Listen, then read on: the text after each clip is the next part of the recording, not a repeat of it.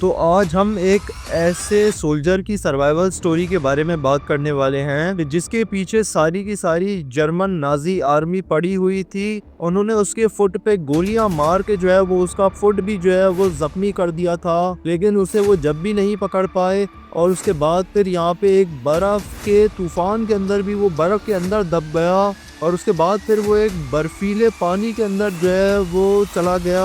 और वो लोग वहाँ पे भी ढूंढने उसे आए, लेकिन वो जब भी उसे नहीं पकड़ पाए। और उसके बाद फिर जो है एक बर्फ के तूफान के अंदर वो एक बर्फ में दब गया, और वो जब भी उसे जो है वो नहीं पकड़ पाए। तो किस तरीके से यहाँ पे जो है वो उस सोल्जर ने सरवाइव किया, वो भी 63 डेज तक, आज जानेंगे इस वीडियो के अंदर।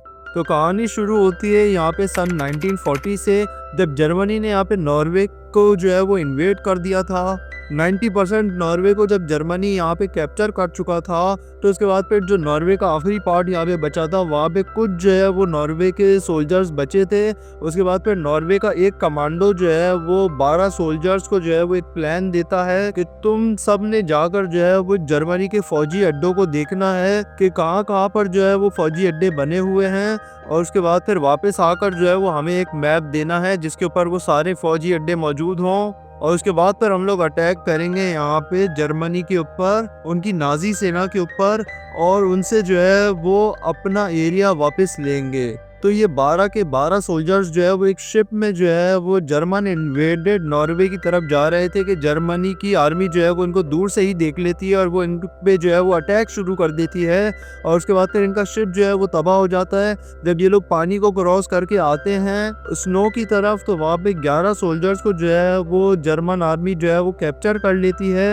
एक सोल्जर जो है वो उनसे छुप कर जो है वो बच जाता है। और उसके बाद फिर जब वो यहाँ से भागने लगता है, तो जर्मनी के आर्मी जो है वो उसको देख लेती है और वो उसको जो है वो फायरिंग करती है, जिसकी वजह से एक गोली उसके पैर में लग जाती है और वो जो है वो यहाँ पे गिर जाता है। लेकिन वो फिर भी जो है वो हिम्मत हौसला नहीं हारता है, वो फिर जो है वो भागना शुरू कर देता है। अपनी फुल स्पीड से वो नहीं भाग रहा था क्योंकि जो है वो उसके पैर में गोली लगी हुई थी, लेकिन पूरी जान लगा के वो जो है वो भाग रहा था। और जर्मनी की आर्मी भी जो है वो उसका पीछा कर रही थी उसके खून के जरिए। और उसके बाद फिर वो जो है ना एक जगह पे जाके थोड़ा सा रेस्ट करता है बर्फ में, क्योंकि उसकी जो है वो जान निकली जा रही थी उसके पैर की। और उसके बाद फिर जो है ना वो किसी तरीके से उस गोली को जो है वो एक मटेरियल से जो है वो खींच के निकाल देता है। उसकी चीखें निकल जाती हैं, लेकिन उसको अपनी जान बचाने के लिए ये करना ज़रूरी था। और उसके बाद फिर जो है ना वो यहाँ पे आवाज़ें सुनता है कि जर्मनी की आर्मी उसकी तरफ आ रही है। उसे ढूंढते ढूंढते तो वो यहाँ पे जो है वो बर्फीले पानी के अंदर चला जाता है, जहाँ पे किसी भी इंसान का बचना नामुमकिन होता है। जर्मनी की आर्मी जब आती है तो वो पानी की तरफ देखती है, तो वो समझते हैं कि वो इस पानी में डूब के जो है वो मर गया होगा।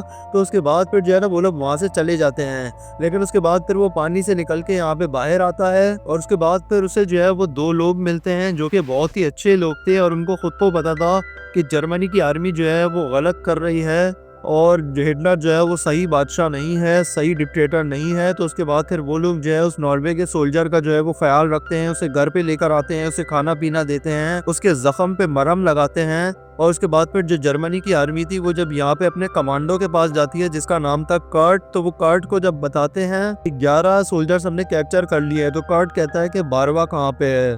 तो वो कर्ट से कहते हैं कि 12वां जो है वो हमें नहीं मिला है, शायद वो पानी में डूबकर मर गया है।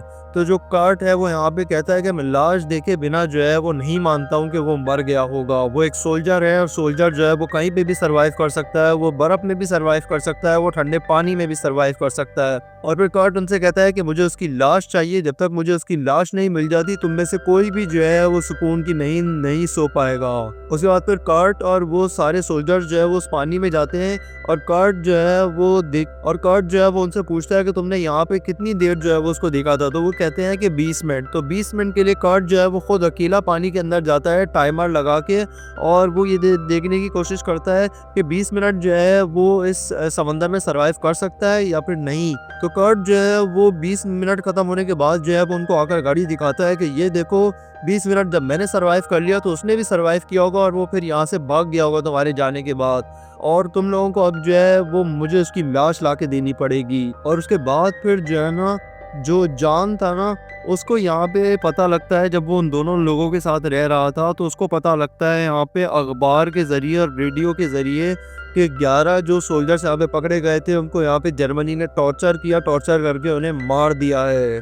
तो वो जो है वो अंदर से टूट जाता है, लेकिन वो जिस मिशन पे आया था ना कि सारे फौजी अड्डे देखने हैं और उन्हें एक मैप के ऊपर जो है वो बनाना है उनका एक मैप, और उसके बाद फिर वापस जाना है, वो उस मिशन पे दोबारा लग जाता है। वो यहाँ पे जो है ना उन दोनों लोगों का शुक्रिया अदा करता है जिन्होंने उसका साथ दिया, और वो पेन निकल जाता है यहाँ पे बर्फ़ की तरफ। और उसके बाद फिर जब वो बर्फ़ की तरफ जा रहा था तो जर्मनी का एक जहाज़ जो है वो उसे देख लेता है, वो उसके ऊपर फायरिंग करते हैं, लेकिन जॉन जो है वो बच जाता है। लेकिन एक बर्फीला तूफान आता है जिसके अंदर वो जो है वो धंस जाता है। जर्मन आर्मी समझती है कि वो बर्फ़ में धंस के मर गया होगा, और वो अपना जहाज़ लेके वहाँ से चले जाते हैं, लेकिन उसके बाद फिर वो बर्फ़ के अंदर से भी निकल आता है। मतलब वो जो एक कहावत है ना कि जिसको खुदा रखे उसको कौन चक्के, वो परफेक्टली अप्लाई होती है यहाँ पे जॉन के लिए। और फिर जब जर्मन एयरफोर्स वाले यहाँ पे कर्ट के पास जाते हैं तो कर्ट उनसे पूछता है कि क्या वो तुम्हें मिला, तो वो कहते हैं कि वो बर्फ़ के अंदर धंस के मर गया हमारी आंखों के सामने। तो वो कहते हैं, तो कर्ट कहता है कि मुझे जो है वो उसकी लाश ला के दो। वो जब उसकी लाश लेने के लिए जाते हैं तो उन्हें वहाँ पे उसका सारा सामान मिलता है, लेकिन उसकी लाश नहीं मिलती। जब वो ये बात जो है वो कर्ट को बताते हैं तो कर्ट उसे उन सबको ये कहता है कि अब तुम सब जो है वो लग जाओ और जो है ना उस एरिया को अच्छे से छान मारो, वो ज़्यादा दूर नहीं गया होगा। और वो जो यहाँ पे जॉन था वो यहाँ पे जो है वो एक भाई बहन को मिलता है, वो भाई बहन जो है वो उसका अच्छे से ख्याल रखते हैं, और उसके बाद फिर वो लोग एक प्लान बनाते हैं कि हम 12 सिंगों की एक फ़ौज जो है वो तैयार करेंगे, और सबको हम जो है वो स्वीडन के बॉर्डर की तरफ भगाएंगे, और जो है वो तुम्हें जो है वो स्वीडन के बॉर्डर पे पहुंचा देंगे, क्योंकि स्वीडन वाला हिस्सा जो है वो जर्मनी के कब्जे में अभी नहीं है। तो उसके बाद फिर जो है ना वो सब ये प्लान बनाते हैं, उसको जो है वो एक 12 सिंगे के ज़रिए उसकी रस्सी बांधते हैं, उसे एक स्ट्रेचर पे लिटा के, और उसके बाद फिर वो लोग जो है उन सारे 12 सिंगों को भगाते हैं। और जो जर्मन आर्मी थी वो यहाँ पे दूरबीन के ज़रिए देख रही थी कि जो है ना यहाँ पे इस 12 सिंगों की आर्मी के अंदर जो है वो जान तो नहीं है, लेकिन उन्हें जान नहीं नज़र आता, क्योंकि 12 सिंगे जो है वो इतनी सैकड़ों की तादाद में थे कि वो जो है वो उन्हें सही तरीके से नहीं देख पा रहे थे। लेकिन जो जॉन था उसकी बदकिस्मती ये थी कि उसकी जो रस्सी थी वो टूट जाती है, और उसके बाद फिर जो है ना जर्मन आर्मी उसे देख लेती है, उसके ऊपर फायरिंग करती है, वो एक पत्थर के पीछे जाकर छुप जाता है।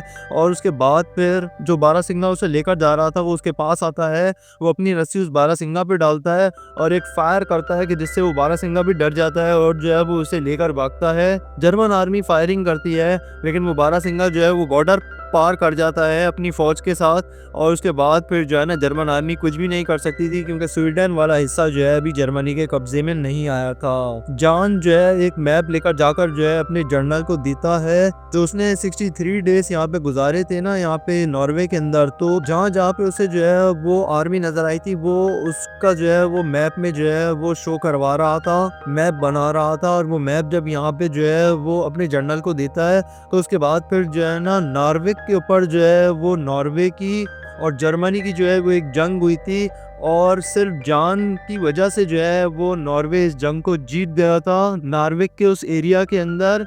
और ये जर्मनी के लिए फर्स्ट एवर डिफीट था पूरी वर्ल्ड वॉर के अंदर, और ये सब कुछ पॉसिबल हो पाया था यहाँ पे सिर्फ जॉन की वजह से। और उसके बाद फिर जो है ना जब 1945 के अंदर वॉर ख़त्म हो गई तो उसके बाद फिर जॉन को जो है वो यहाँ पे वॉर हीरो का खिताब दिया गया था नॉर्वे की गवर्नमेंट की तरफ से। और 1951 के अंदर उसने शादी भी कर ली थी, और उसकी डेथ जो है वो 1988 के अंदर हुई थी। एक ट्रू हीरो था यहाँ पे अपने नेशन के लिए। और वर्ल्ड वॉर 2 से रिलेटेड और भी सर्वाइवल स्टोरीज अगर आप सुनना चाहते हैं तो ये पूरी प्लेलिस्ट है, आप लोग इसे जाकर देख सकते हैं। और ऐसी ही अगर आप इंटरेस्टिंग कहानियाँ सुनना चाहते हैं तो इस चैनल को सब्सक्राइब करें यहाँ पे क्लिक करके। मैं मिलूंगा अपनी अगली वीडियो में, तब तक के लिए गुड बाय।